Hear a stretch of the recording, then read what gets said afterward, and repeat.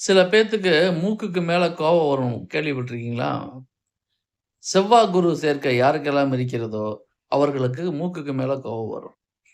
செவ்வா அப்டின்னா கோபம், குரு அப்டின்னா மூக்கு. அப்ப யாருடைய ஜாதகத்துல செவ்வா, குரு சேர்க்கை இருக்கோ, அவர்களுக்கு மூக்குக்கு மேல கோபம் வரும். ஜாதகத்த பார்த்து நீங்க அந்த இணை வச்சு கண்டுபிடிக்க முடியாட்டி பரவால்ல. ஒரு மனிதன நேரா பார்த்தே கண்டுபிடிச்சிடலாம். ஏன்னா, செவ்வானா ஷார்ப்பு, குருனா மூக்கு.